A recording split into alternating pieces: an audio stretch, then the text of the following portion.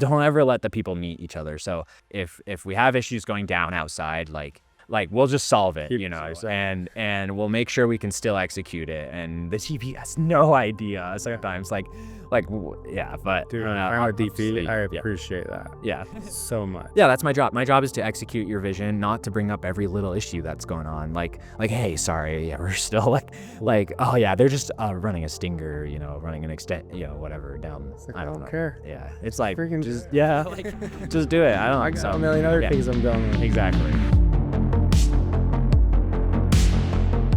Welcome to a filmmaker's journey. I was just talking to Tenzin here, and I don't know you. I'm excited. This is one of the first ones. We did one with Nate Taylor that I didn't know him. I literally don't know you, but I'm really excited because I love your Instagram. Thank you. Yeah, it'll be fun to be on the show. From what I see on Instagram, you teach people in a very fun way, and you've also been here in my studio, and I was like, dude, I want to connect with this guy, and I want to hear about your life because you do it in such a fun way on social media. Thanks. Yeah, I have a fun time with it. I just feel like lighting in general is a very gate-kept kind of department. It's super mysterious. So I love being able to just teach, and Instagram's part of that. So. Yeah, it's super fun. And that's ultimately why I hit you up, because I just loved, you came here and then I started following you. And I was like, dude, I actually learned a lot from your channel, because I light, but I wouldn't say that's what I've specialized in. Yeah. So it's been fun to actually learn some of the things from you.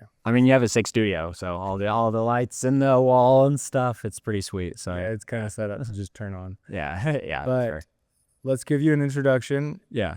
I want you to just tell us your name, where you're from, and also tell us what your Instagram handle is. And then I want to hear about where you're at currently in your career. You're a gaffer. Yeah, I keep wanting to say key grip. You're a gaffer. So go ahead and take it away from there. Yeah, well, I am a local gaffer here in Salt Lake. I do a lot of commercials, narrative stuff, some corporate video, interviews, that kind of thing too. Just pretty much just anything. Yeah. But I've got a small van package going with a handful of lights and a small grip package too. So I did key grip a lot. Cool. But I've kind of transitioned more into gaffing. Yeah. I'm trying to get more into lighting programming and that sort of thing too. So what is lighting programming? Kind of at concerts and stuff, they have a guy in the back on the giant board. Yeah. I pretty much have an iPad set up.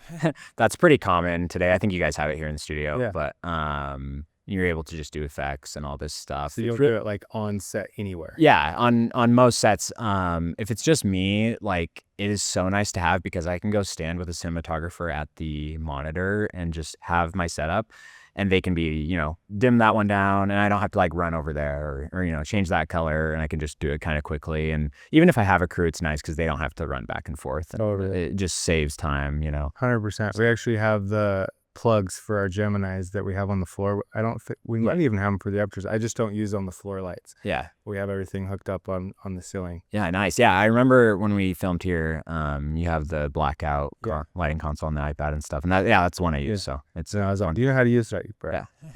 I know how to use this. Yeah. So for anyone that doesn't know, what does a key grip do? What does a gaffer do? Because it sounds like you've key gripped, but is it a promotion to essentially be a gaffer? Well, around here, a lot of those positions kind of get combined just on smaller sets and stuff. But typically, in an ideal scenario, you have two separate departments on set in lighting, and that's grip and electric. You hear that a lot. G&E is kind of the shortened term for that. But the key grip is the head of the grip department, and the gaffer is head of the electric department. And the key grip essentially handles camera movement, rigging, diffusion, and a lot of all the hardware stuff. Whereas the gaffer is all the electric, so the lights, the programming, the power distribution. As you scale a set and get bigger and bigger, you need more and more power, right? So that starts to involve generators and things like that. Insane, cable runs, and you gotta have the generator far away so it doesn't, it's not loud on your shoot and stuff. So that's kind of why they separate the departments a little bit. But I've done both, and I have a truck that has grip stuff on it too. So C-stands, sandbags, apple boxes. That's kind of the You were being a key grip on your last year. I was just watching stories. yeah. Like you were rigging cameras and Yeah, we were actually, and really doing both. Yeah, that was one of those. Like, that was one of those things for it was like a smaller shoot, so it was just me and one other person, and we were just rigging cameras to hotel, dolly carts. That way, I don't know. That's a very trendy thing to do now, is to have the camera rigged to the object. But so around here a lot of times you'll end up doing both. But that's the way I like to put it is the gaffer giveth the light and the key grip taketh the light away. So creating shadows, diffusing it, putting up frames and stuff, especially on a day exterior, that's like all grip work. Cool. So that's a fun analogy. I'll never forget that.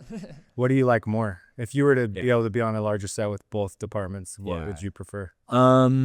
I really love gaffing, and I want to do that and be on those bigger shoots, where you're really getting to, nerd out about all the lights that you have and doing the power runs and stuff. But grip work is really fun because the problem solving aspect of it and working with your hands, like you're in a new location in a new space, like every shoot, and you're having to put lights up in weird spots. So the grip department kind of helps with that. And the same goes, for like camera rigs and like dollies and stuff. So I really do like them both, but gaffing is kind of where I love, That's cool because when you get in a new situation and you're able to, especially when you have experience and you've done things in the past where you have little tools and you're like, oh, I got the perfect thing for this, and it's like you turn into something really cool and you're like, I did that. Seriously though, like on my truck I have the most random little things that like we'll never use, hardly ever, but that's the way I like it. I like to have the thing that comes in clutch, once a year, and when it does, it's so satisfying. Have you seen, I don't know if you've seen this video, it just came to my mind, of the dad and the son, and they're fixing a bed. Yeah. And he's like, I just need a piece of wood. It's got this like this. And the guy's like, no way. Runs down to his garage and he has that perfect piece. But in fact, that's probably exactly what it is when you show up on set and the person's like, you seriously have this? So it is so satisfying. It's got to be, there's so many extremely satisfying things on set when you wrap a cable and it lines up perfectly and you're just like, nice. So like, I don't know, stuff like that. That's super cool. So how long have you been in, I guess, at this level where you have a truck, you are gaffing, and like how long have you been, I guess, at this level? You're still young. I'm 25, so I kind of came up into it pretty quickly, and that's awesome. It is nice, but I'm used to always being the youngest one on set. It's starting to be that less and less though. Like I was for years I was like, oh yeah, I'm the youngest one here, but there's a new generation that's coming up too, and 100%. Everyone's super awesome. So, but I got my truck about a year ago, probably like a year and a half ago, and it's obviously a really long process of building it out. There's so much I still want to do, you know, in it. And the only reason I got the truck was because like I was using, like I always tell people who are trying to get equipment, like only buy, I guess, what you use and what you're renting a lot. And so I just slowly got a couple lights, and I would gaff a project once or twice a month. But meanwhile, I was working for other gaffers, and I have so many great mentors. The community is really awesome here, and everyone's super willing to teach and help me out, and we all help each other out. But I started accumulating lights here and there and would bring them out on shoots, and it just slowly got to the point where I couldn't load it in my car anymore. And also the whole process of like renting a truck. It just adds a portion to your day, because you have to, especially if you have some of your own equipment, you drive to the rental house and then you offload stuff onto your car into their truck, because a lot of times we don't get like a prep day or a wrap day or whatever. And then you drive, to set, and then you drive back, and then I don't know, it adds a lot. So now having the truck can just drive straight to shoots, and that is huge. And then I was going to say, I just come into that realization with the studio. Is that I always was renting other people's studios, and not only now am I using the studio for my clients, but they're paying me more because it's a studio rental. And so I rent it, and it's been really cool. And then I saw your Instagram about here it is. Wow. Buy equipment so you can up your rate. Yeah, essentially. Well, the funny part is I actually don't rent out my equipment a lot to other people. Like there are Like you're yeah, charging for you to use essentially, it. yeah. Yeah. There's a handful of people I'll send out with the truck here and there, but it doesn't happen that often. I'm not banking on that at all. Like Yeah. there's too many rental houses to compete with, you know? And so for me, I'm renting it to myself essentially. And Exactly. yeah, as you hear, I'm building out the truck. The E-Track. I kind of did a shitty job, I'm not gonna lie, but It probably doesn't work so well though. I want to get another. Yeah, here it is. This was last January. We drove to LA and just picked up a lot of the equipment because shipping is so expensive, especially grip stuff like sandbags. You're just shipping weight, you know, at that point. So totally. I actually ordered my sand for my sandbags, my very first bottom. It was like a 500 pound box. yeah, It's insane. yeah. It honestly is so nuts, but yeah, it's fun to look back at all this. It's just. Cool. I mean, a lot. 62 weeks ago, or dang, yeah. 64. So over a year ago. Yeah. Yeah, it was. I have a ton of fun. I mean, yeah, I have a ton of fun building stuff and working with my hands, and that's why I got into lighting in the first place, is because for me it's the perfect blend of. I always say this, but it's a perfect blend of technical and artistic sides. You know, like there's some departments on set like sound or, you know, they're maybe more technical, right? Yeah. There's still an art to it, of course, Yes. but like they're, you know, and then there's other departments that are way more artistic, right? Whether it's cinematography or art department or wardrobe or something. But for me, I really love the technical side and I love nerding out about all that, but you get to use those tools for art and for creating a really unique image. So when I first learned about lighting, that was kind of what drew me to it and why I still love it to this day, you know, after a couple of years. Like obviously it hasn't been that long, but you know, it has been in your life. Like exactly. Yeah. The percentage of my life dedicated to it, you know. It's been a lot. My favorite thing to tell people on set when they're like, that's cool lighting, or like when you know, how did you do that? It's like, I'm painting. I love to just paint with light, and these are my paintbrushes, and you've got all these diffusions and shapers, and they're just paintbrushes. So super fun. I love it. Cool. Well, I think that's a good amount of where you're at now. We'll probably talk more about it as you move, but I'm genuinely curious, like where you started and what made you want to go into the film department or just the film world. Like, what was that first thing that sparked you? How old were you?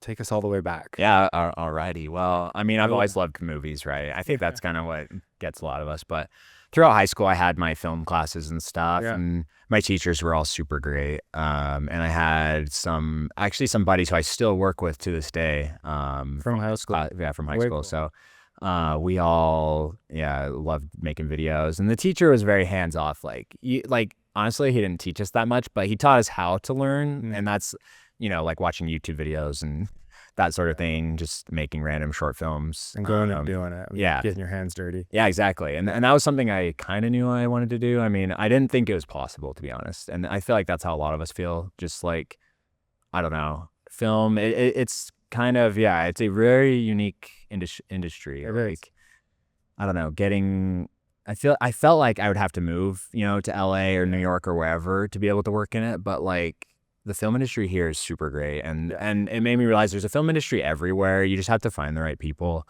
So I started working as a PA after high school, and my brother actually was doing some video content for this agency. So I kind of lucked out in that regard, but found some producers who kept hiring me, and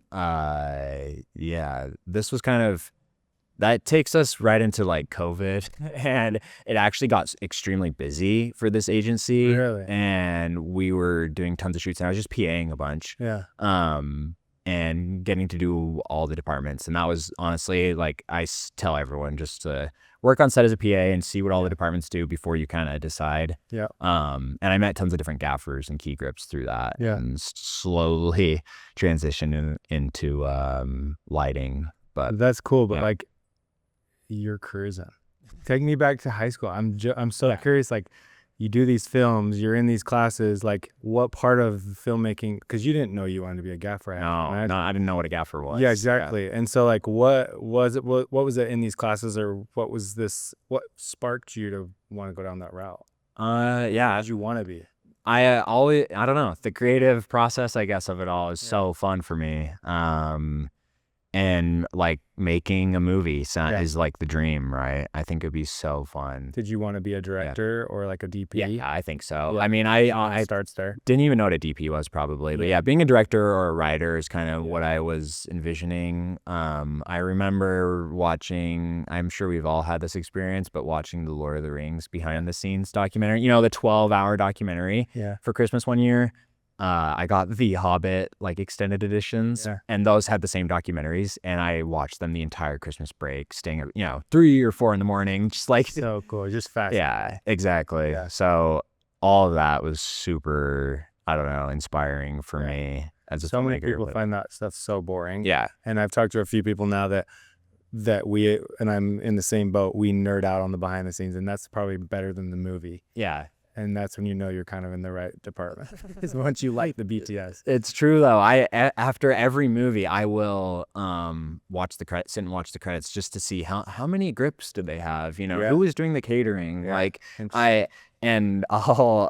try and look people up on Instagram. And I found such good BTS that way. Like it's so fun to see the Gaffer's Instagram page and just see them post about whatever That's movie. amazing. So, that's a good hack. I'd actually never considered that. Did you get everyone's names on every movie? Every movie, yeah, you get all their names. If they have like a younger sounding name, it's like they're way more likely to have an interesting Instagram. But yeah, like some of these older Gaffers and stuff don't really post. They're not pushing it hard. Yeah. So that's always fun for me. But yeah, I don't know where I guess to go after high school. You wanted to be a director maybe, and then you started PAing, you said. Yep.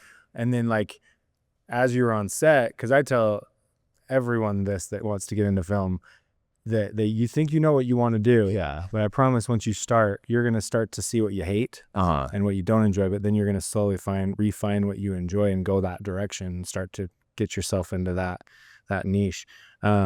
As you started PAing, what were you seeing on set? Yeah, you're spot on with that. Like you notice exactly what you hate. And I remember these were like really small budget shoots. And the nice thing was it was such high quantity of shoots, but very low stakes, very small clients or whatever for these commercials. And so I did sound a couple times actually. And I was like, this is awesome. Like I could do this, And then I helped like produce some stuff, and I was like, this is great. I love getting to see everything, and figure out who to hire and reaching out to agents or whatever, or, finding locations, that kind of stuff. Yep. And then I did lighting, and I was like, this is awesome. Like so it was actually kind of hard for me to decide, but I think, like I said earlier, lighting just is a lot. It can be very analytical, but it's also very like freeing, and like you're saying, painting with light and being artistic, I think is a ton of fun. And I'm a very like equipment person. Like I think I get this because I grew up playing lacrosse, and it is like the most equipment based sport. I feel like every year there's a new stick or new pads or whatever. And like I think that just like instilled in my head, I love equipment, so I'm always geeking out. That's probably why you like the sport. Yeah, exactly. You already loved equipment. You just didn't know it. Yeah, exactly. Yeah, it opened that for me. So I don't know. PAing was pretty fun on those smaller budget shoots, and I think from there I just met really cool gaffers and key grips who were kind enough to take me under their wing. You're always afraid to ask that first question, but like approach them on set. They seem so intimidating. That's the thing, but they are very nice for the most part. Here and there, you'll don't get step out of your department. I literally I remember one of the first times I asked a gaffer something. I just walked up and said, hey, what's that about up there? Like I said, it was like, I know kind of about 3-point lighting. That's like the classic film school thing they teach you. But like what the freak is that light doing up there then? I mean, you have one right there too. And so he kind of nicely explained it to me. Oh, 3-point lighting isn't really like the end all be all. Like we light all sorts of ways. And that's why it's up there, just this top down kind of soft light. But yeah, then from there, I don't know, it gave me more confidence to approach people on set and reach out. And like you said, they're so intimidating. I've been on sets, and I was PAing. I was in the camera department, just like helping. Yeah. And it's so intimidating. And it's funny as you get older, and you'll experience this the older you get, but like people that seemed untouchable, Yeah. man, everyone's so the same. We all have insecurities. And then you just ask someone, and it's like us on this podcast, like we're opening up and we're starting to learn about each other, and you just realize we're all human. Yeah. But when you ask these people on set, the majority of them are going to be really cool, because I think that if they see you on set, they know you want to be there, and why not nurture the next generation? Yeah. If you're a kind person. Yeah. I would never want to push someone out. But the joke is, you don't want to get into this. This isn't, but then you're like, well, I actually do. Yeah. Everyone always says that, oh, don't get into this. And it is true. I mean, lighting is very like a physically demanding job. But don't get in the film department. It sucks. But I'm curious though, with that, are you on many bigs? Well, this is jumping ahead a little bit, but let's ask this question. Okay. Are you on a lot of bigger, more traditional sets, or are you mostly doing these smaller shoots? And this also kind of talks about your generation, like generation you're in, which is social media and like smaller content, shorter content. Is that question clear? Yeah, that's a great question. We do get bigger budget stuff here and there, but the thing that's going on in the lighting world right now is that LEDs are becoming more of a standard, and that's requiring less power, so smaller lights can accomplish more basically. And so you're able to do more with a lot less. So that means smaller crews, smaller equipment budget, but so I feel like the sets are shrinking. I mean I'm sure you've noticed, but there still are a lot of big budget shoots that come through and bigger budget commercials and stuff. But I feel like around here it's a lot of like the size is like 2 and 2 for G&E, so 2 electricians, 2 grips, and even smaller than that though. I lately, last like 6 months or something, I don't know why, but I feel like it's been a lot of like just me and maybe one other person, which is totally fine. Like in fact, on those smaller sets you get to do a lot more. Obviously you have more of a say, but it'd be fun to go work on the bigger shoots and stuff. That's interesting. I never considered that being a reason that sets are shrinking, because when I was on our TV set, they had these big generators and these big lights, and I actually never considered that you don't need as many people because the lights are becoming less needy. They're way less power hungry. You can do a lot on house power. For a lot of those shoots though, you'll still want a generator here and there, because you have one, a couple aperture 1200s or whatever, and that's already like that, like you have to spread them out throughout the house so you don't blow a breaker or whatever. But so it's nice to have a generator, of course. For backup.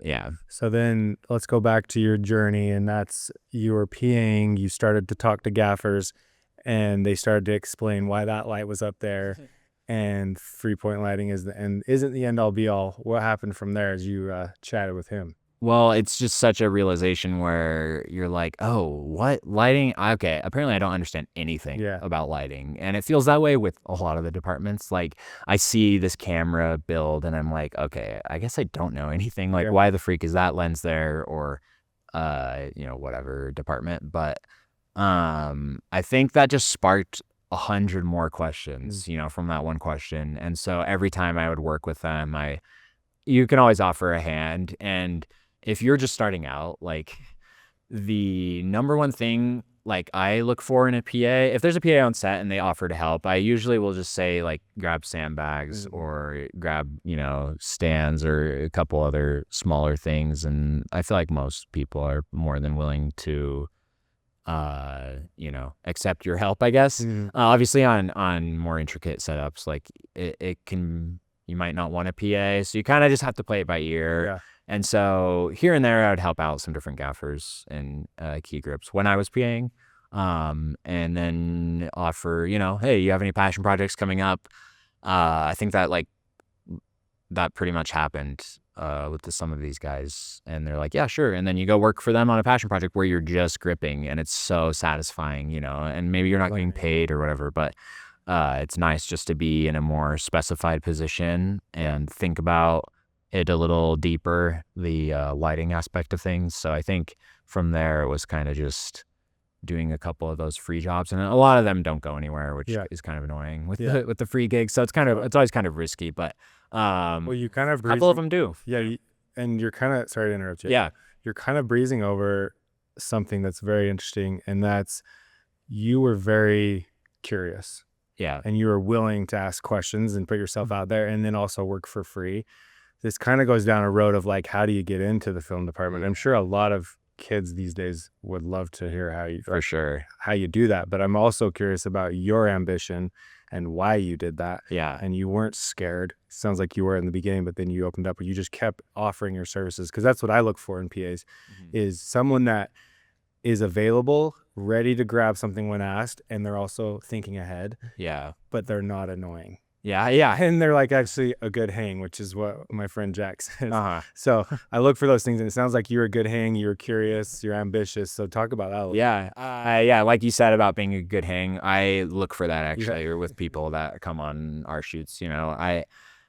Because the thing is, you can teach anyone anything. Like, there's no reason to gatekeep this industry. Like, we're not saving lives here. Like, like obviously a surgeon should gatekeep a little, not just teach people random stuff, But like, I always say, like, if you have a good personality, like, that's great, because you can't change someone's personality, but we can teach you pretty much anything. Like, we can teach you all this stuff. So I love taking people who, are great to hang out with and stuff. But what was your question? Yeah. I'll go back to the question, but you're getting to another point, and it's the three things that Jack Murgis did. Have you ever worked with him? I don't know. The director. He worked at Cosmic for a long time. So he says, and I hope I'm going to get this right. Yeah. Can you show up on time? Can you do the thing? And are you a good hang? Yeah. It's like, if you get 2 of those, then you're in. If you get all 3, it's like you're the best person ever. But the least important thing is, can you do the thing? Yeah. Because if you can show up on time and be a good hang, we can teach you the skills. Yeah. And that's exactly what you're talking about. Yeah. And so you look for that in PAs. But then let's point that question back to you. You sounded like you were doing at least 2, but it sounds like all 3 of those things while you were PAing and putting yourself out there. The question was, why were you so ambitious? Why were you so curious and so, I guess, brave to put yourself out there like that? Yeah, I don't know. I mean, it was just so mysterious. Yeah. And I genuinely was curious. I genuinely wanted to know. And so I feel like, I don't know, getting onto your first sets, you just realize how much you don't know, and you also realize you don't know where to find all the information, like, where can I even find the resources to learn about this thing on set? Well, I feel like I realized the best resources are right there, so you're working with them kind of. So asking these guys, like, where can I find more information? And they'll be like, because a lot of them, if they're not busy, are kind of have to pull you aside and just show you the ropes a little bit. But then on top of that, you can always ask, like, are there any YouTube channels, or are there any, online resources I can look at that are more specified for this thing? And they'll always have something. I could send you guys 10, and anyone wants to reach out in my DMs, I'll be happy to answer your questions. But there's so many great accounts out there that are kind of hard to find, but they share a lot of the really good information. Can you name like your top 5 right now? For lighting specifically. Okay. Well, D-Con, it's, I think, D_Con. Okay. Great guy from Atlanta. We're about to hang out again at NIB, so this weekend or something. D-Con, I really like. Dave Wilwaco. He's LA-based gaffer, slightly younger guy. Cool. I haven't met him yet, but we've messaged here and there. He posts lots of really good stuff on his Instagram stories, but he doesn't post like videos and stuff necessarily, I don't think. Aperture's Instagram account is actually pretty solid, I think. They are very fostering to the community and to like the younger crowd that's coming up right now. You got to use their light. Yeah, exactly. Yeah. So you buy them. Yeah, it's part of their marketing. I mean, they do have the best marketing. That's the joke. They're a marketing company, not a lighting company. But whatever. Yeah, I'm trying to think who else. I used to love the grip tips videos on YouTube. Dave Donaldson. Yeah, shout out. He is super chill. Posts more grip kind of based stuff. But there's Kaffa. Kaffa. Okay, Kaffa Jr. He's also gonna be at NAB. Italian grip. Are you super going ass up. to then? Yeah. And that's No, where you're going to see all these guys? yeah, I'm gonna see it. We're going to get back there. We went there 2 years ago as a team, and I forgot about it. Gosh dang it. Fun. We need to make that happen. It's this weekend. Sorry. No, it's way too soon. Yeah. Totally forgot about it. Wow, squirrel. So coming back to, I'm going to just dig a little deeper. Yeah. Into your personality. What was your purpose in being on set, asking these questions? What was your motive? Like, where are you looking? Like, is it money? Is it like a career? Is it, I don't know, like what drove you to be so curious and ambitious? I mean, yeah, for me, it was never about money. Yeah. These days it feels more about money though. And you have to like take a step back and be like, I never got into this because of the money. Yeah. Like, I just have to remember that. Yeah. But it's hard because, yeah, you do try and make a career out of it. And freelance is so like inconsistent. It can be anyway. But yeah, I feel like I don't know. The curiosity, I guess, stems from me just being so interested in movies growing up and wanting to know, and equipment, and then wanting to know like how the freak they did that, you know? And so it would just be so fun to see that unfold in front of your eyes, you know? I don't even, like growing up, I was like, I don't even want to work on set. I literally just want to visit a set and be a fly on the wall and just watch it all happen, you know? And so I know younger me would be very stoked. And I always have to remember that. Like before I got the truck, I was like, it would be so sick to have a truck. It would be like so dope. You know, I'm working off of all of these cool trucks from the local rental houses here, and they're all so great. But like, it would be awesome just to like do my own, and I could have it the way I want it. And I thought that would never happen. And then I just did the math one day, and it was like, I can't remember what the math was. It was like the truck would break even if I rented it essentially twice a month, like 1.5 times a month, I think, so, because I had like a monthly payment on it or whatever.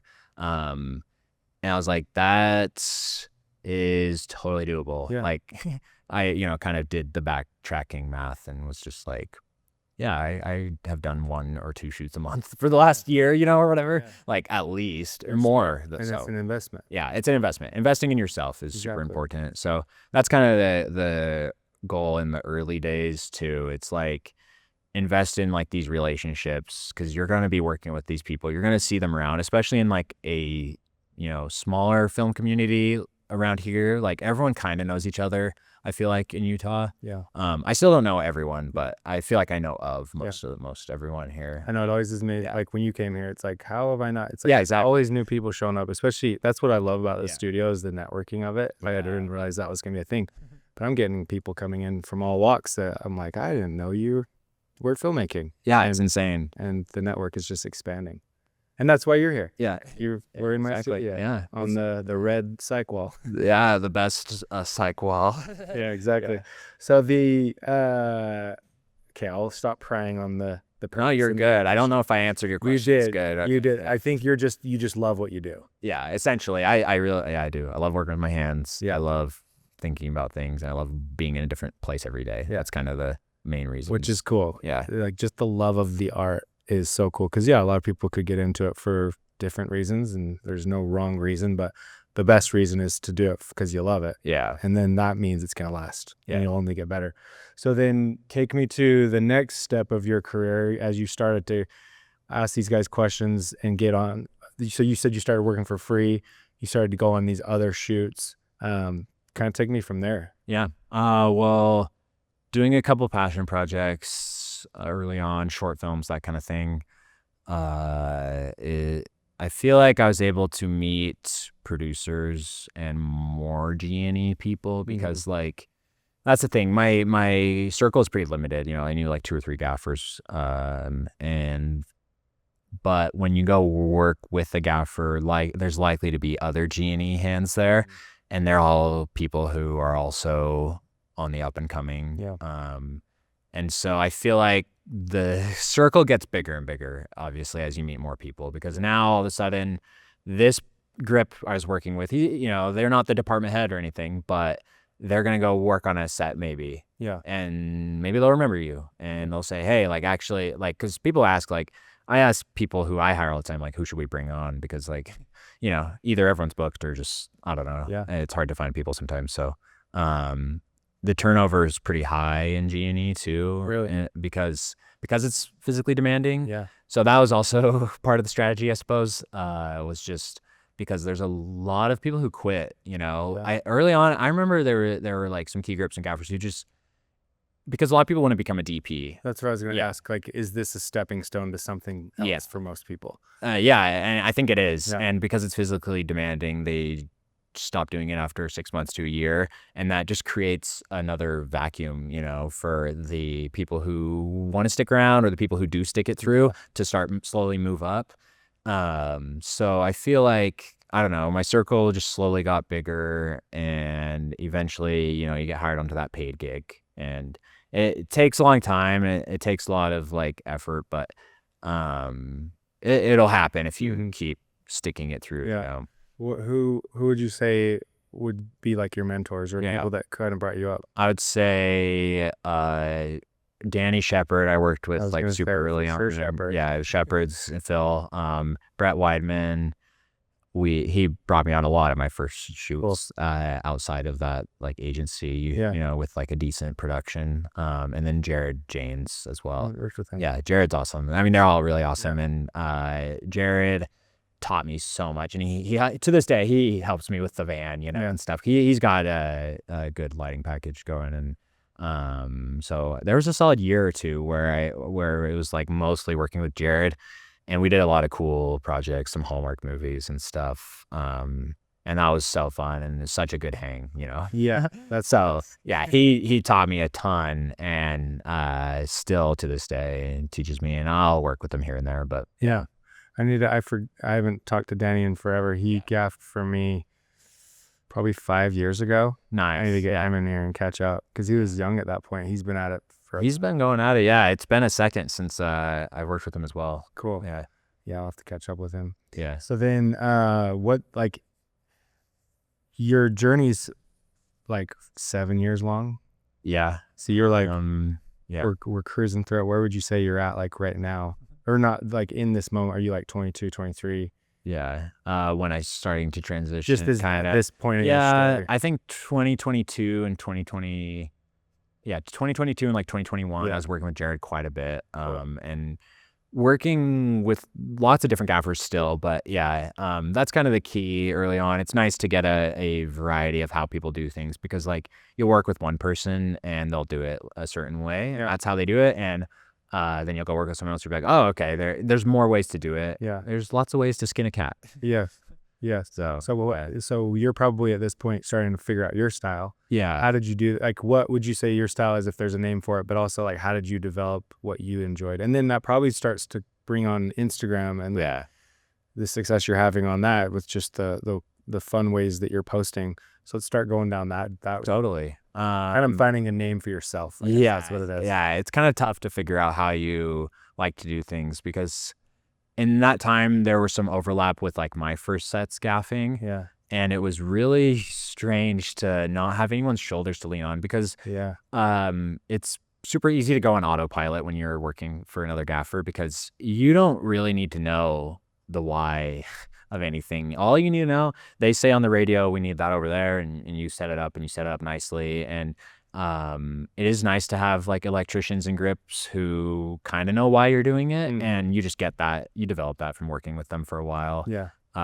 Because then they can anticipate, like you're saying. And so I feel like when I started to gaff more, it was a lot of being like, okay, freak, like this image like looks bad in my pit, like, or I would go look at the monitor and I would be like, is that, because I'm kind of doing it, I'm emulating what a lot of everyone has taught me. Why is like, that look good? But maybe I've just, imposter syndrome or whatever. Like but the DP is super happy, and the director's super happy, and everyone thinks it looks fine. But for some reason, I'm just like, something about it is not right, And so I think it's a mix of both. Like maybe I wasn't doing that good a job. I don't know. Yeah. So then you probably didn't, I mean, did you know, because I've had those moments so many times where I see it and I'm like, why doesn't it look good? Yeah. And then as you start to find yourself in those situations, you move things around, and then you start to learn, oh, well, that's why. And then you never do that again. But talk me through like as you started to like fix those things you didn't like, and then that's ultimately how you found your style. Yeah, the collaborative process, very underrated, but a lot of times the DP and I will chat in the morning. This is where we're gonna be shooting. I like some soft light coming through this window. I like this hard light over here, this and this, whatever it is. And then I'll kind of go execute that with whatever crew and equipment we have. And then we'll like take another look at the image, kind of maybe get some actors in there, and then there's like room for another, bunch of small tweaks kind of. But the collaborative process is important because like a lot of times something that I deem as a problem or it looks bad or whatever it is, I'll talk it over with the DP and just being honest, being like, yeah, like what do you think about that source through the window, like does that look realistic to you or does that look a bit odd? And I always try to present 2 to 3 options for solutions with what we have. Or if something doesn't work, if we're not able to do that, I try to always present 2 or 3 options, so that way they get the illusion of choice. But you're really I'm just feeding them what you want. I'm like, yeah, and yeah, not even that necessary, but it's like we can't do that. Like I don't know what, like there's a giant tree outside that window. We can't get the light to come up on the stick and shoot through, in the way that you described, but we can bring it around and dodge the tree, or we can bring a light inside the house and put it up there, or whatever it is. That whole process of back and forth is really awesome, and all the DPs in Utah are super great, and everyone is totally, I mean, for the most part, was willing to work with you, and what you have. So and collaboration is such a key in like longevity. Like if you aren't collaborating and if you're butting heads and you're kind of, it's part of being a good hang, but it's like if you're not, like if you presented to DP and you came to him and said that's not working, we can't do that, and you just sit there. It's like, well, then freaking figure it out. Okay, well, what can we do? I want this. Go figure it out. It's already hired you. Versus, I love your approach, and that's so important as far as collaboration goes. And it's the same thing on our end when we're dealing with clients. We're dealing with like people that are paying you that are actually not creative and they're just running their business, and you come to them and say that sucks. It's like, well, no, let's work together, and you kind of like I said, you feed them what you think, but you also want them to have their input and make it feel like it's their idea. It sounds manipulative, but it's not. It's a collaboration. So that's super important just for anyone that's listening, as far as like working on set and just having good etiquette. Yeah, for sure. Important. So I have a good metaphor for that kind of process of back and forth, because oftentimes I'll be inside the set, chatting these over with the DP. Meanwhile, the rest of the crew, this would be more of a larger set, I think, but the rest of the crew's outside working on stuff. I'll chat with them, hear the rest of the crew, maybe they are in the radio or whatever, and they present a bunch of issues that are going down out there. You have to be a good manager. You have to be a good manager, and you have to be a good creative to be a gaffer, I think, to be a lot of like the department heads. But the metaphor that I really like is, it's like a kitchen. So basically I am the waiter and we have the guests, and the kitchen. So the kitchen tells me a bunch of problems with the dish, like, sorry, we're not having an out of time, whatever. I don't go to the guests and be like, hey guys, sorry, we ran out of fish, they're still working on the sauce. It'll be out in another like 20 minutes. Is that fine? Like, you just don't do that. You have to filter yourself, and you have to filter like the issues that are coming through. And if it's a genuine issue, you do want to bring it up here and there, but you have to bring it up in a really good way. Like you don't ever let the people meet each other. So like I always try to, if we have issues going down outside, like no one, like we'll just solve it, and we'll make sure we can still execute it. And the DP has no idea sometimes, but dude, I'm a DP. I appreciate that so much. That's my job. My job is to execute your vision, not to bring up every little issue that's going on. Like hey, sorry, we're still like oh yeah, they're just running a stinger, running an extent, whatever down. I don't care. It's like just just do it. I got a million other things I'm doing with. Exactly. And this goes back to like my style, I guess, but I am very much like a yes man, you know, like my job is to execute the vision of the cinematographer and the director and whatever the scene needs, right? And so I will usually say yes and not give a ton of pushback unless it's like genuinely a stupid idea or it's like unsafe, you know. But for the most part, I will always try and facilitate whatever the DP needs. That's kind of my job. And I feel like gaffers, it's kind of a spectrum, right? Like some gaffers are going to give more pushback, and it can be valid sometimes. But yeah. Well, that's what I was going to ask next is like, at what point, I know you said things are unsafe where you just literally can't do something. Yeah. But what about when you think it can look better? Yeah. At what point do you voice, I guess as you get more seasoned and you have more, I guess, say when it comes to these things, and obviously who you're working with. Yeah. But talk about that, just like when you actually should voice your opinion and for the better. Yeah. It really depends, like you said, on who you're working with. I work with a lot of different types of DPs, younger people, older people. Everyone has a different way of doing things. So you kind of have to adapt yourself to the type of person they are, I guess. And that goes to like the managerial communication aspects of it. Yep. But I feel like what was reading the room. Yeah, reading the room. Yeah. If you feel like you can say something, but like, that's my favorite. Dude, it goes back to everything. It's just being a human being with common sense. Yeah. But a lot of people don't have it, unfortunately. And so, but when you do, and you are able to read the room and understand your client, understand the personalities you're working with, you probably know when and how to say things, especially if they're one thing I think about too is like if they come to you with questions like the DP does, you might think, oh, they might not be as experienced, or it becomes this fun collaboration. Like I'm teaching you what I would do. And so I love when a DP asks me questions, and I think part of my job is to have an opinion when they ask for it. Yes. And I think I am, like you said, I'm totally down to say something and be like, you know, I think what I usually will phrase it like this. What do you think if we tried this? Yeah. You know, that way they go, no, it's not worth it. Or let's do it. Like, well, what would you think about a backlight over here? You know, I don't ever express it in the way that like, it would be so much better if we had a backlight and a heart. Like I never say that because like I said, it's the DP's vision ultimately. But you do have to have an opinion, I think.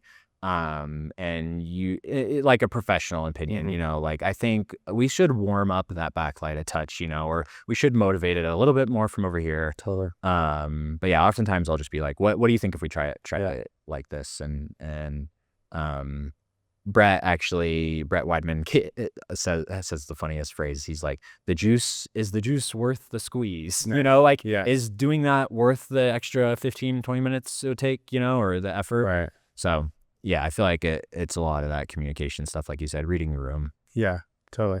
So then, I mean, you've given incredible advice for anybody that just wants to get on set and how to be just a good person. I hope so. If anyone has any questions, like literally DM me. I don't care. Like, well, that's a perfect segue into the next chapter, I think. And that's like, when did you decide to start taking things to social media the way you have? Because this is a new generation. Yeah. Like you said, there's a lot of old timer gaffers that don't even do social media, but you're doing it in a fun way that talks to a new audience. Tell me about what happened and when kind of you started to do Instagram. Yeah. Well, the way you are. Yeah. You've done it for a while, but like you've changed into this fun kind of mentor. Totally. Well, I actually was doing TikTok for a while before Instagram, and that shows how old I am. Yeah. TikTok has not been as good lately, so I just haven't really put as much effort into my page at TikTok as I should. But it became a thing where I felt pretty confident in my abilities to be like a grip or an electrician underneath the gaffer, and not even be a department head quite yet. I was making videos before I really was gaffing a ton, just about random stuff on set. Like I have videos about, you know, how do they do rain effects or snow or whatever.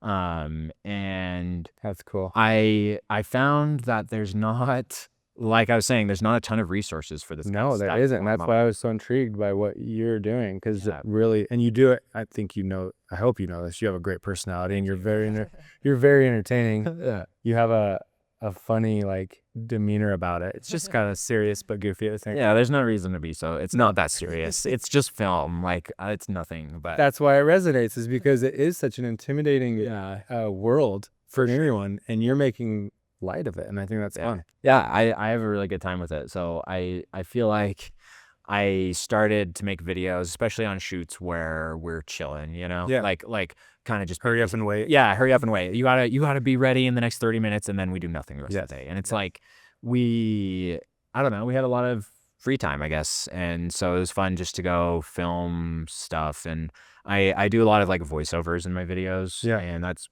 partly because it's hard to like be talking on set. So I would just film random clips here and there, and I was already taking photos and filming anyway, just for fun, you know, and to post my Instagram story or whatever.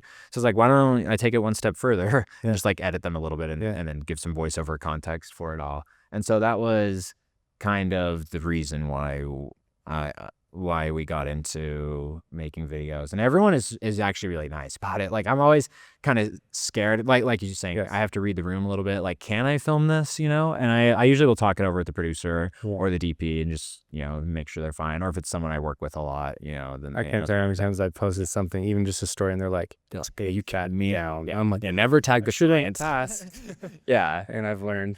Yeah. So I have a good time with it though. Yeah. And it was the thing where we just didn't have a lot of content about lighting or all the equipment we use and stuff. So I want to be that resource for people, you know. That's like a whole new world though. Like you're a gaffer, but now you're heading into like mentorship and teach it.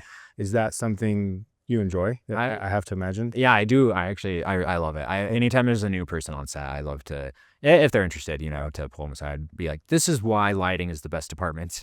Like, let's take a look at this and this, you know, because there's just so much that you don't even know you don't know. And I actually do. One day, I think when I'm older, you know, 40s or 50s or whatever, I think it'd be really fun to teach high school class and stuff. So this is kind of part of that. Cool. It's just like finding a way to teach people in a chill way, you know. Yeah. And dude, fun content. In that, what is that? 40, 25 years? Yeah, I don't know what we'll be doing. School won't even be a thing, and people will be learning online or virtually. That's true. So you're going to have an edge on people by the time you get to 50. Yeah. So this is old content. You've been doing this for a while. Oh, nice. Yes. The app. How to sit on an Apple box. Very important content that the people need. And that's your cover photo. Yeah. That's the cover. Yeah. Exactly. Yeah. So you've gotten a lot of like traction, or like this was a year ago. Yeah. The building fans work on the Aero store. Oh, sorry to interrupt. That's a funny video. I saw this. We went to the Aero store and I was like, how the freak do these work? Like they do this crazy stuff with these wristbands. You guys have probably all gone to the concert, but like it was so sick. It's cool technology. And you explained it. Isn't that one of your more popular videos? Yeah, it actually is, I think. Yeah. That's amazing. So anyway, I want to go back. Yeah. In fact, Ben, scroll down. Tell us about when you started down. Like, what video were you like, oh, there's something here?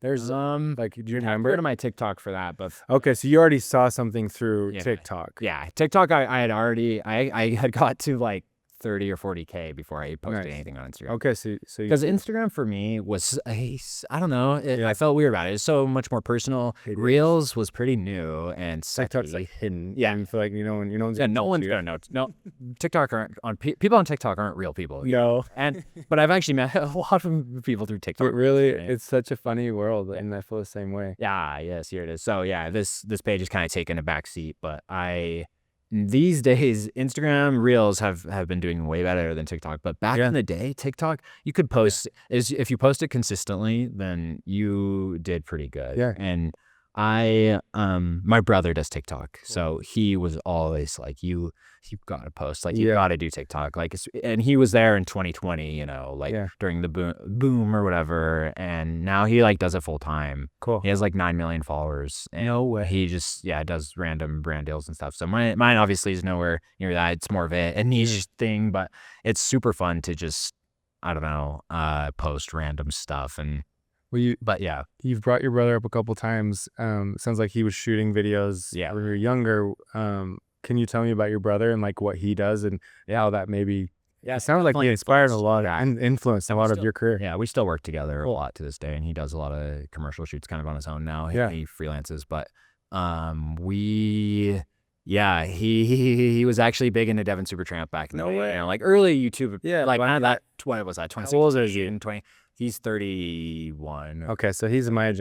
I'm 35, so I wonder if I know who he is. Yeah, but London Laz. Anyone in that generation, mine, all got influenced by Devin. Yeah, everybody. No, it's crazy. So he got a glide cam, you know, and was like doing the videos and like little edits and stuff here and there, and trying to do YouTube. He's been trying to do content for a long time, and it kind of wasn't until TikTok that he started to grow like crazy. And so it's one of those stories where it just goes to show, like, if you just keep trying, like, for years, if you have to, it'll all come together. Yeah, exactly. Yeah, it's crazy. Seriously. So he kind of brought me along too, and was always bugging me to film TikTok and Instagram. And then finally I was like, okay, fine, I guess I should. So yeah, back to your question about like what videos and stuff kind of got me. Did he say you need to post TikTok, or did you post these videos and they did well on TikTok, and then your brother was like, bro, like, you gotta keep going? Yeah. No, he was always just like, you got it. And then he was like, see, I told you. And it's just like, okay. I was like, that's true, I guess. But yeah, it was a lot. It was these, the little, like, I think I did a video on, ever wonder how they do driving scenes in movies? And I had worked on a Hallmark with Danny, actually, and filmed a little bit. We did a Poor Man's Process. That's basically, if anyone doesn't know, it's where you take a car into a studio and just make it look like they're driving. And, you shake the car a little bit. That you watch the video and find out. We've done that in front of this wall, and you just have a running screen. The LED walls, like, that is, especially because the reflections are so real, like real light. Way better stuff with for Poor Man's Process. But that video did really well, and so I tried.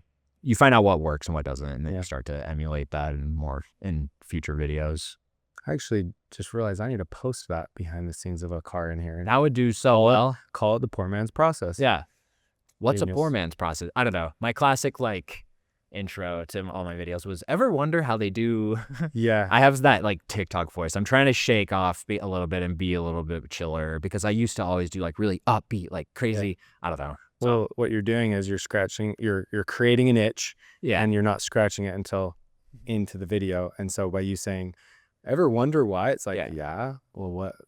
Yeah, you do wonder how they do snow. I have an itch. Yeah, we scratch it. And why we do fog and stuff. And I want the videos to appeal to non-filmmakers too. Cool. That's the hardest part. Is like, I want to cast a wide net, but I do want to talk about the more technical stuff. But no one cares about that. Like, really, you know. So it's fun to get people interested and well, you're seeing a lot of TV shows like Severance, for example. I mean, every TV show's doing it. It started, I think, with Lord of the Rings. Yeah, seriously. Every episode, documentaries. But every episode at the end. Stay tuned at the end. We'll show you the behind the scenes. I think people are just amazed by how much money and effort goes into these movies. Yeah. So if you're giving people an inside look, even if it is technical, I mean, obviously, you know that this is great. So it's really cool to see. So then you just kept posting, and then you switched over to Instagram. So what about the teaching process and like becoming kind of a mentor do you like the most? I love seeing people take an interest and like seeing them grow on set. I think is really fun. Like, you look at people. You can learn it so fast. I think you can pick it up in a couple months. And so it's fun just to see like people really become good at doing the thing, and like doing things that not like I wouldn't have thought of, you know what I mean? That's so satisfying. Yeah. So I enjoy that a lot. So it's fun to chat with people on here and just see what they're doing. And just knowing you've had a little piece in their growth. Yeah. And then ultimately seeing them take it and make it their own. Yeah. It's a good time. Cause for me, like, I have lots of really great mentors, but I know it can be really hard to find really cool people, and there's not a lot of mentors out there, I guess. You know, around here, everyone's really nice, but I know certain communities, it's a little bit more difficult to get in. So I feel like trying to be that person for more people, if I can, is really fun. Way cool, man. Well, I'm a big fan of what you're doing. That's why you're here. I thought this was so interesting when I saw it, because you were posting about the red wall, and I was like, oh, this is cool. So I followed you, and then I was like, oh, wow, you have a lot of really great stuff. The video that really that I learned a lot from was when you bounced the two 1200s off the bounce into the diffusion, and you explained the whole box you created around the Craig Swap guys. And I learned. I knew, but like you have to have so much power to be able to. Oh yeah, you have to have so much power to actually do this soft rim and soft. Yeah, it takes a lot of effort, and that's why people don't like doing it. But like the Booklight, watch the video, I guess. But the Booklight, that's Booklight setup is it's like an OG setup, because there weren't really soft lights, like natively soft lights, like a panel or something back in the day as much. There were some, but anyway, bouncing it and then doing it double diffused, I guess. You got Ryan Little commenting on your stuff. Oh, hey, nice. I actually haven't met him yet, but he comments on stuff here and there. I haven't either, but I've heard his name so many times. It was fun. I wish I had a better intro for this video, though. Like, I wish I was standing on that red wall for the intro, because the intro's like dark and like, I don't know, but it's fine. I'm always, after I post a video, I'm like, oh, freak, I should have done this and this. Of course. I wish I had more content of this and that. Exactly. Especially, it's hard.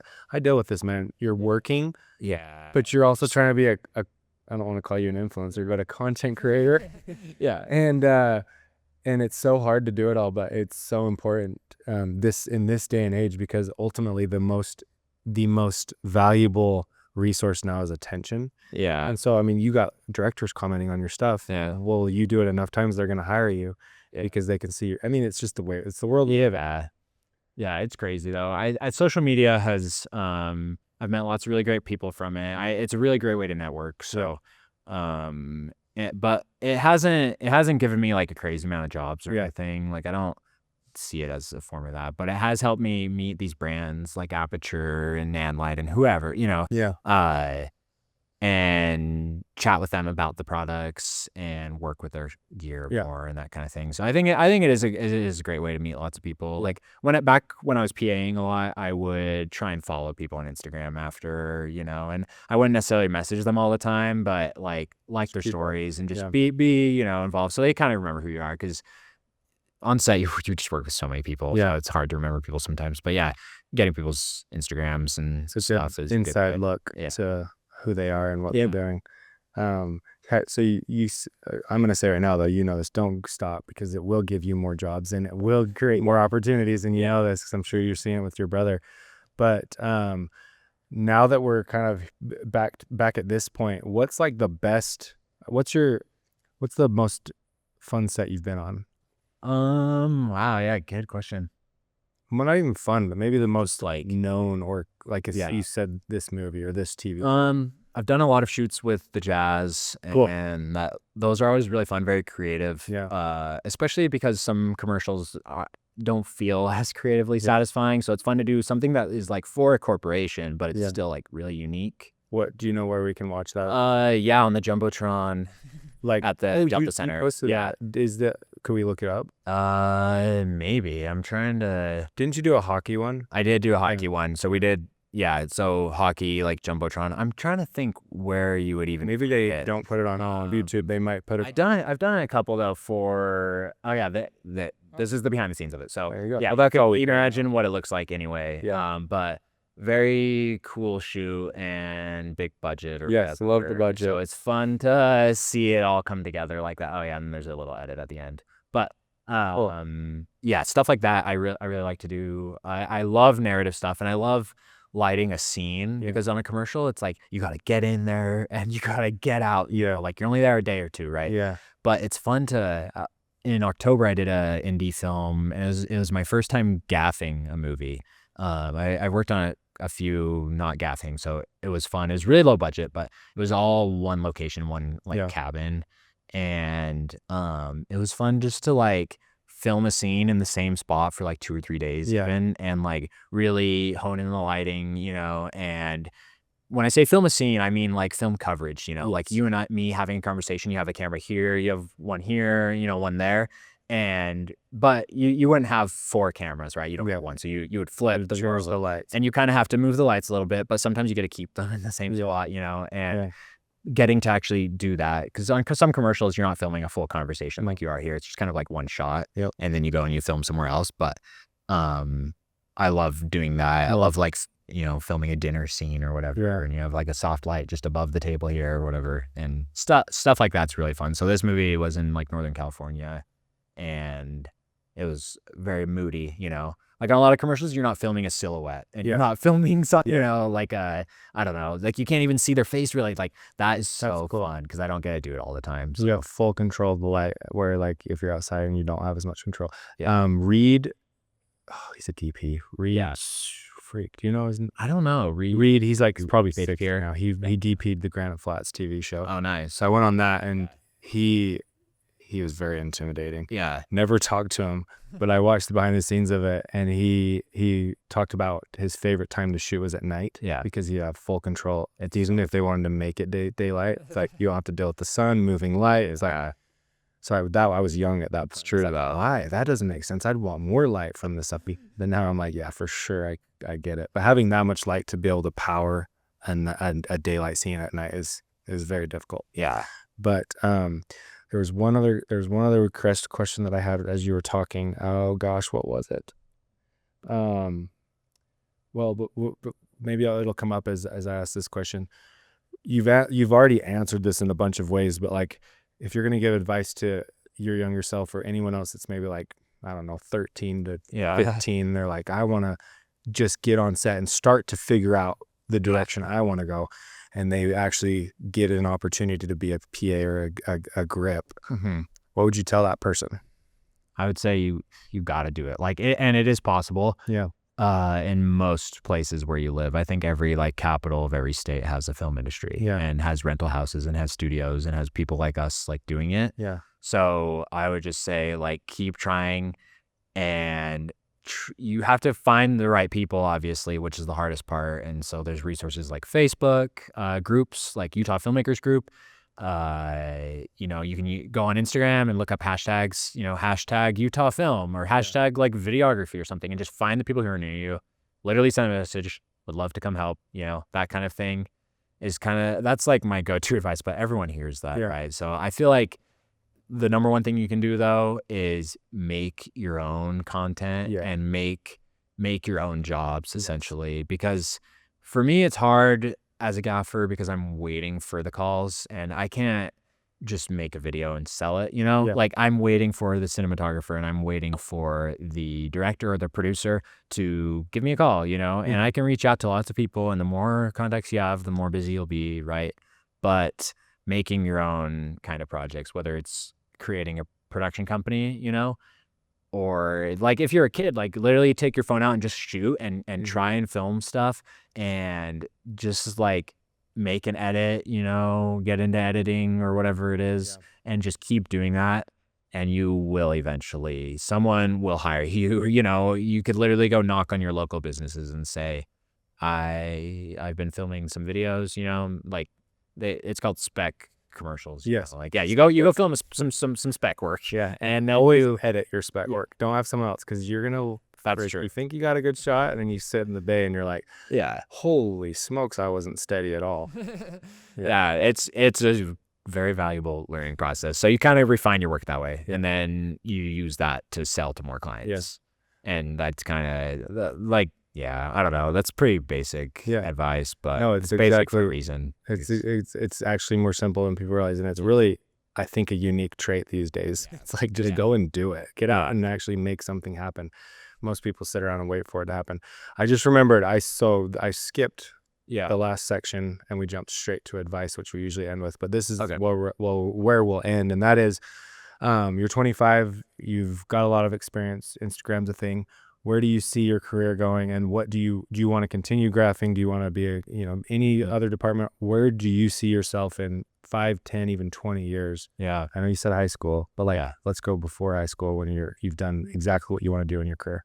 Yeah. So like what I wanted to do before high school. Sorry, when I said high school, I meant when you're 50, you want to teach. Yeah, when I'm before all the years leading up to that.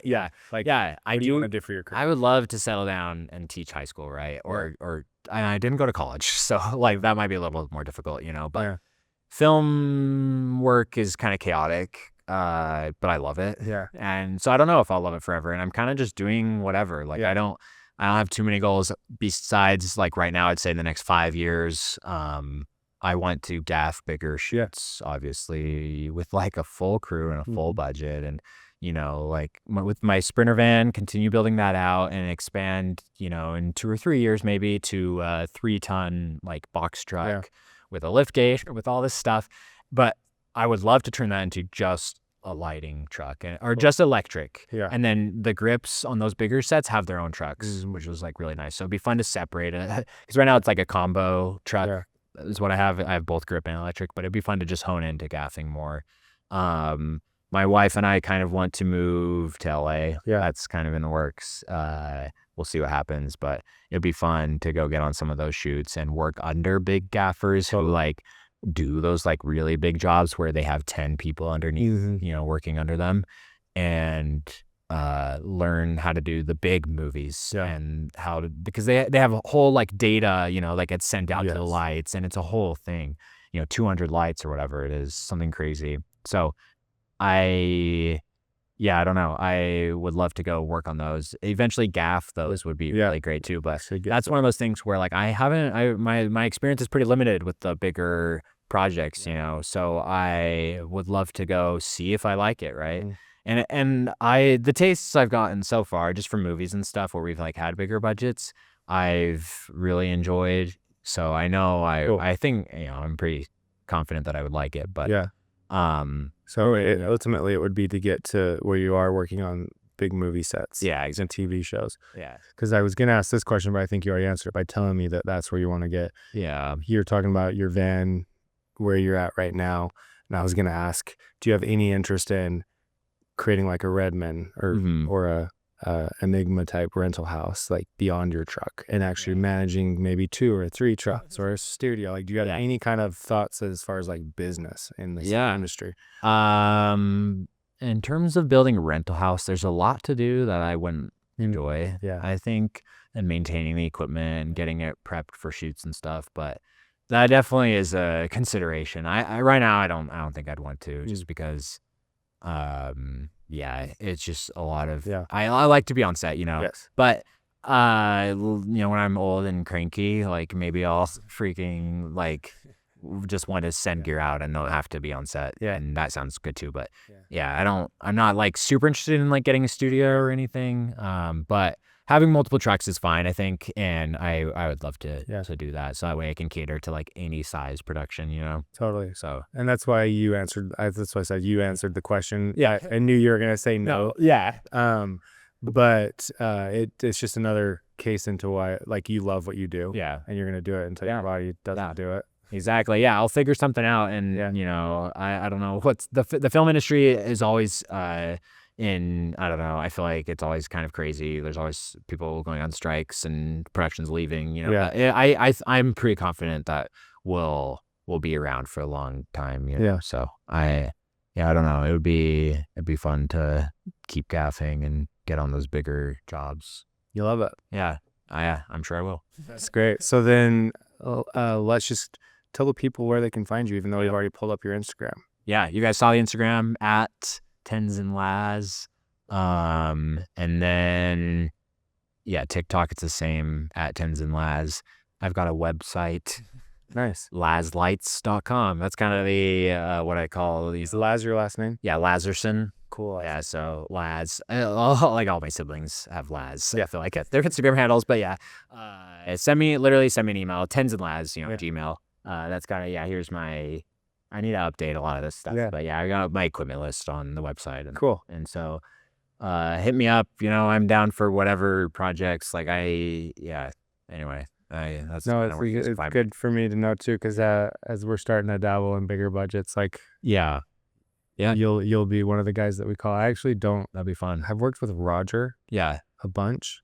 I don't know if I've ever really, other than Danny, I hired him a long time ago. Do you still use a lot? Because I do a lot of it myself. Oh, yeah, you're here. The sets are shrinking, but yeah, dude, would love to have you on one of our sets. I think it'd be super fun. It's very eye-opening I think, for a lot of DPs and directors and stuff to like hire on like a G&E crew and be like, okay, so, and it's very underrated. Like, I don't know, because you get used to not doing it, and I totally get that, because you don't need a full lighting crew all the time, if you're just doing whatever. It takes such a load off. it allows you, I think, as the creator, to put more effort into different, and you can stare at the monitor while we tweak the things for you. Dude, I And should have hired you for our Kodo packs this year.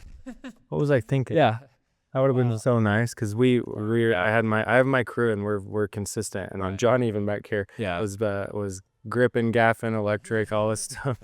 But yeah, it's mostly me like helping. And telling people what I want. Where I think if you were there, you'd be, like you said, collaborating, and I'd be like, Tenzin, what are you used to?